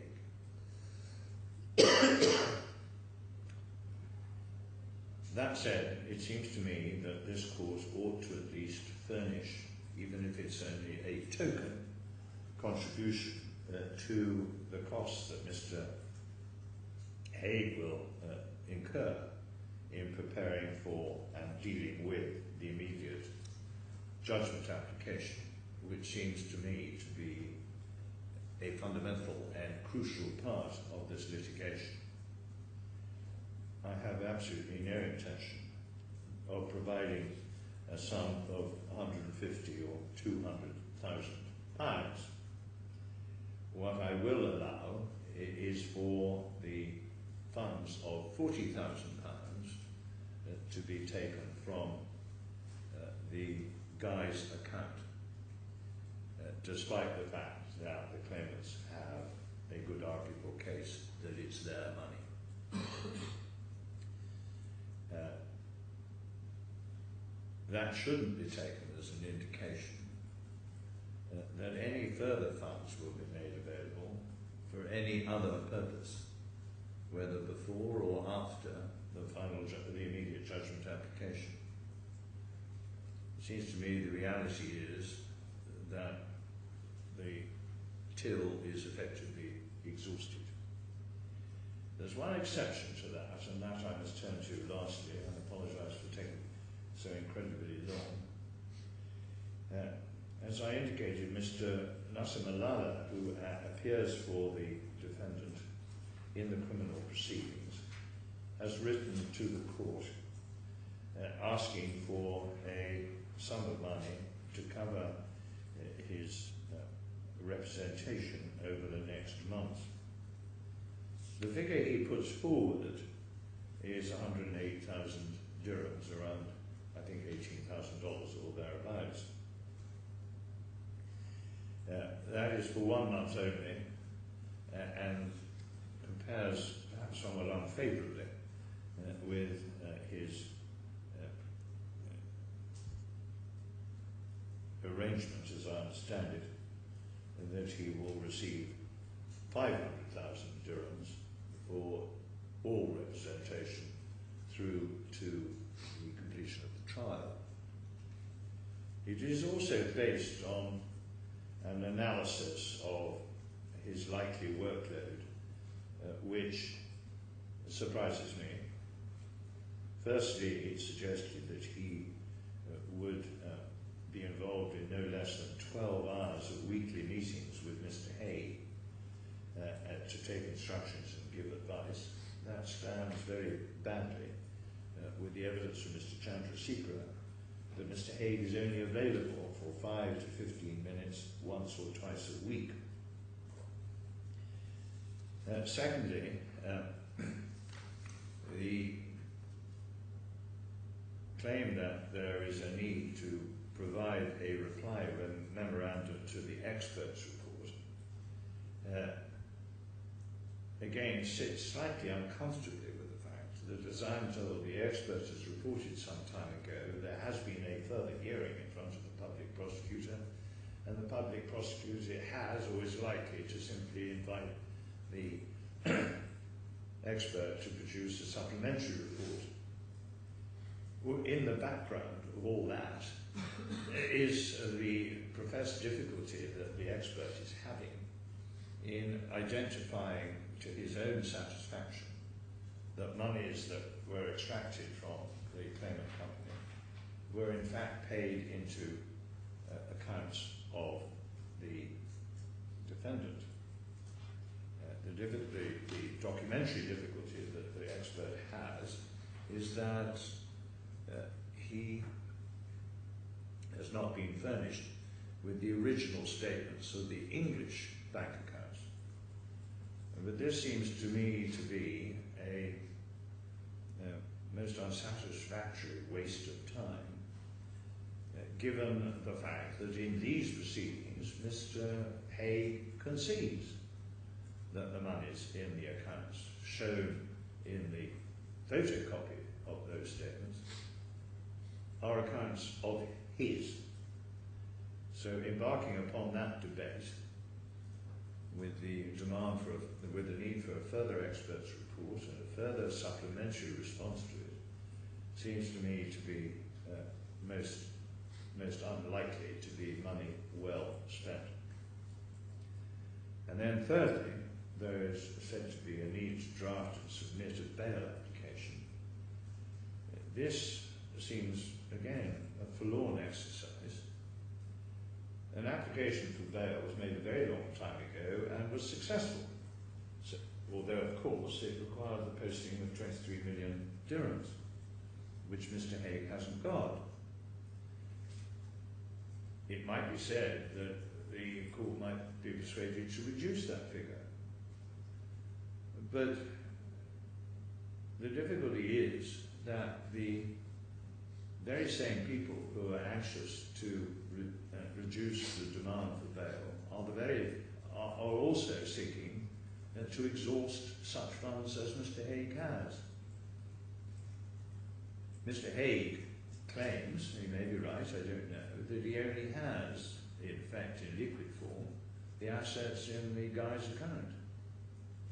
But if all that money is going to be consumed in legal expenses, then he's not in a position to post bail anyway, even if the bail was reduced. So what in a sense, advantage or purpose there is in making yet another bail application, and I think there have been about half a dozen, it remains, like so much in this case, very obscure to me.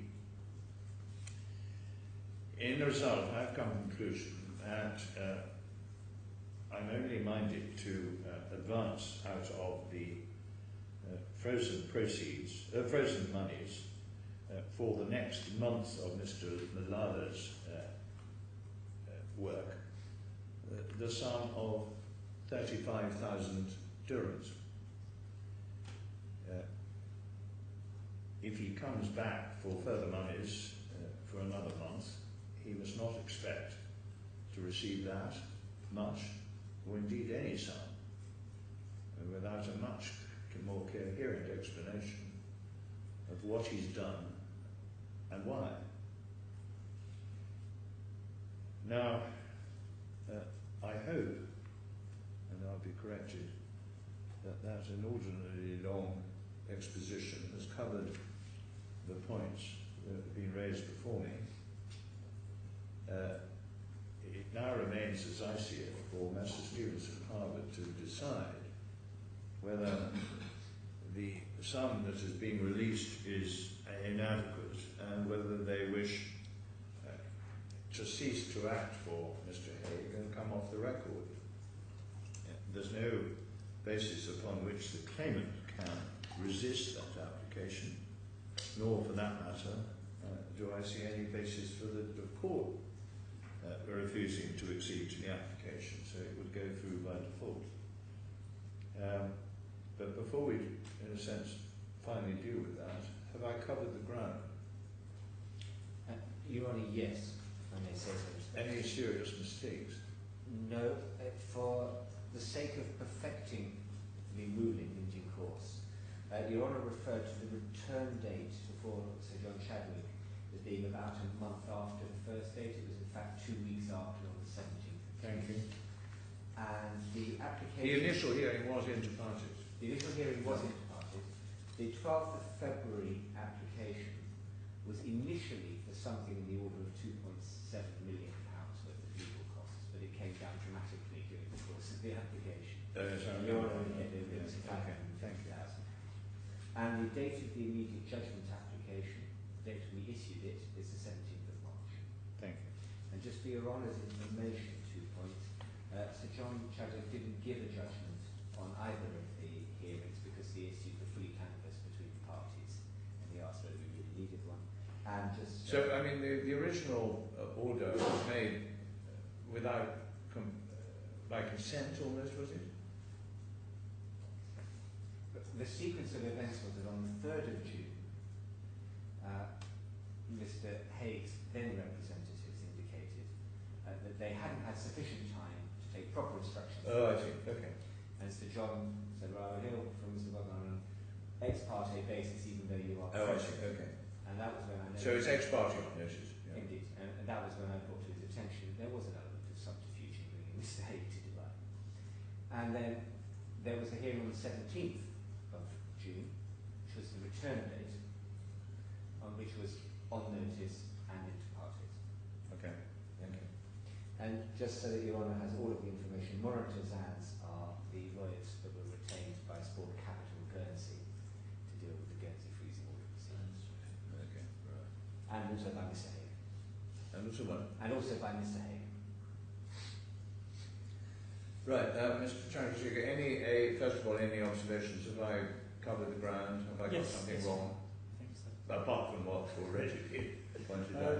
Yes. Now, what do you want to do? I think we are going to, with regrets, proceed to ask to come off the record. You're going to come off the record. Yeah. Okay. Well, as I say, I don't think that there's any basis.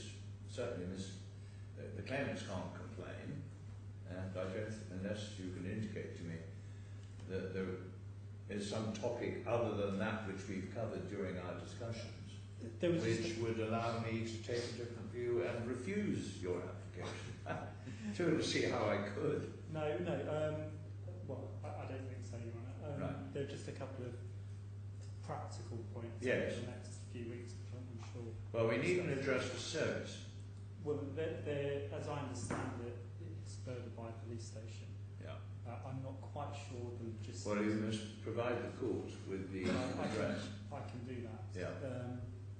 There is also, in terms of the search order for the property of Dubai, I'm sorry, don't say that again. the search order for the property. Because we're still on that is due to take place. I think we got a letter from Gibson Dunn yesterday. Good gosh. So that's time. So that has taken place. That hasn't taken place. It's due to take place on the 14th. 14th. So that obviously creates an issue because the defendant, needs someone to be there on his behalf. The independent supervisor will also be there, Mr. Punwar. Well, we can rely upon the independent supervisor, can we? I mean, the alternative, I'm afraid to say, is to say you must at least pro bono provide someone there. Yeah, I mean, I was actually going to suggest we do that. Yeah. Because I think that's the right way forward. it is day after I'm tomorrow. about to say, I'm not sure that it's so a venture that's likely to lead to much excitement. So there's that, and the second was just in the mechanics for the defendant's living expenses, just going forward. Well, at the moment, you get them and we you get pass them on. So we need to find. Well, I think the claimant's going to have to help me with that. I'm not quite sure how that will be done. I don't think the court wants to be a post office on this.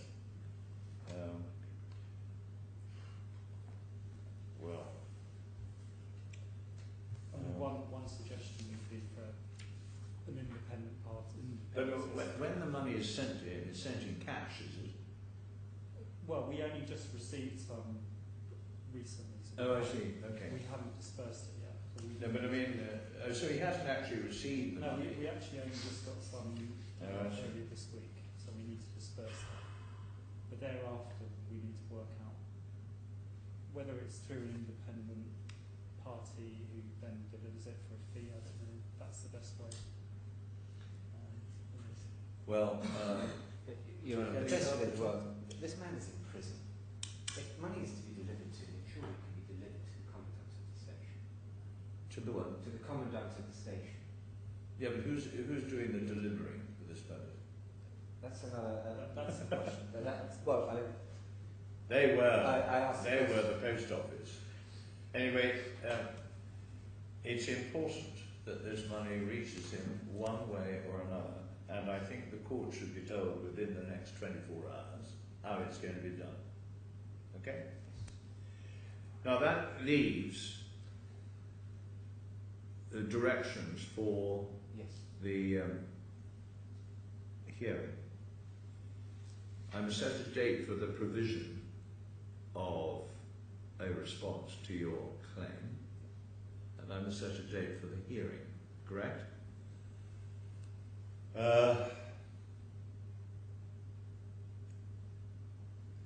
Give me a bid. Well. All right, well, let me try and offer something. Lima. I mean, this might be a rather tricky area. So we need to set aside a couple of days.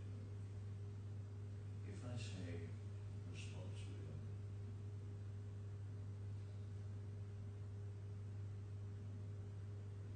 2 months, hearing 4 months, does that make sense? Well, it rather depends when I'm around, doesn't it? Well, what I think the answer is that we will tell the parties what we're doing. I will afford a period of time for preparation of a response, Yes. probably something in the region of a couple of months. And I will afford further time for preparation for the hearing, another month or so. It slightly depends when I'm available and when the court's available. We should be looking at August onwards. If that goes down like a lead balloon, you must say something now. Somebody's whispering I to can. you.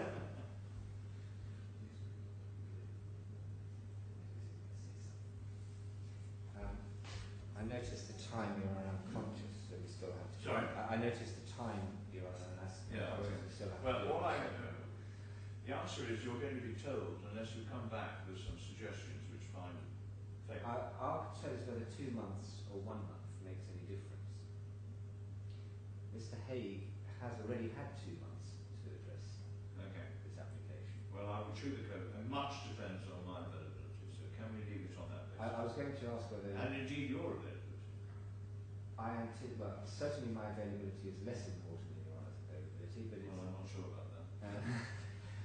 yeah, I think certainly I've got to there be is here. no important about it. I'm hampered, so, Perhaps, can I leave it this way, Your Honour, that over the coming day or so, yeah, perhaps if my clerks liaise with yeah. the registry and we find the convenient Well, day we to will work backwards. let your client know what are the options. Okay? Thank you very much. And perhaps if I can say this, if the first convenient date is in August anyway, then perhaps it makes no difference how long the stay is given. You haven't, I have a feeling being here in August. Only once. It has some potential. But Your Honour would appreciate that my clients are anxious to. Right, okay, I understand that. Right, that's enough of all that. Thank you very much. There is, however, the question of costs Right. of today. Well, there is the question of cost.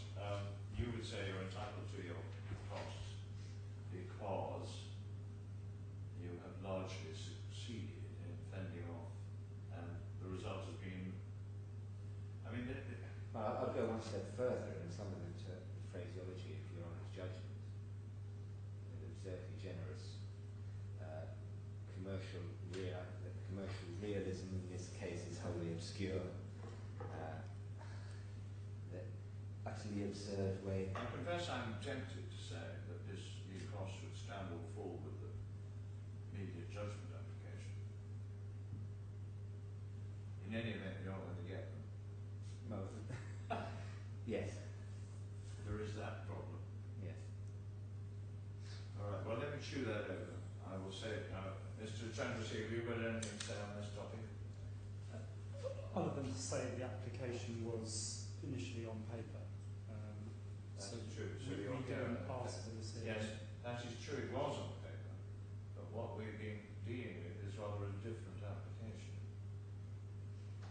True, but again, still on paper. There you go. Yeah, maybe so. Okay, but nonetheless, I'm grateful for your assistance. Right, I will chew that cud as well. Okay. Right, as you say, we've got another application. Now, the next... Now, where are you on this? I mean, are you going to participate in this? Well, if it would be helpful, we would. Well, I'm sure it would be. I don't want to... The difficulty is that you presumably want to come off the record in these proceedings Yes. as well. Yes, John. Yeah. I mean, there's no formal application to that effect, but There is. subject to the payment of money, I think you could... Oh, there is? There is. Oh, I'm so There sorry. is. Does Your Honour have a rather thinner and single volume from those who instructed me? I know. Thank you. Yes. No, it's not that one. This one? And behind Not divider, much slimmer, but yeah, right. divider 11 is the application notice, Okay. and behind divider 12 is Mr. Chandrasekhar's witness statement in this. Now, Mr. Chantry, anything to add on this topic? No, on this, except to say that I spoke to my clients, I had a meeting with him last Wednesday and notified him that I would be coming off the record. Yes. And his only point was that he's intending to write to the court tomorrow, and I'm going to be picking it up to pass on his points. And his point is that the matter should be stayed. Yeah. Are my instructions. He suggests the matter should be stayed until he emerges From prison. from On the basis that what's said that he doesn't intend to carry on with the claim, from his perspective, isn't the case. He Sorry, he doesn't intend to carry on. Sorry, what is said is that he doesn't intend to carry on the claim, but that isn't the case. As soon as he has funds or is available outside of prison, he does want to continue. All right, we'll see what was said, but I have some doubt about it. Keeping a case in sort of some kind of limbo. Well, the stay of proceedings, Your Honour, subject to him being set free from prison, is what he's asking for, or will be asking for, in due course. And I understand that. Okay. I'm going to see him tomorrow. So I'm grateful, thank you. Well, I grant your application to come off the record. If there's anything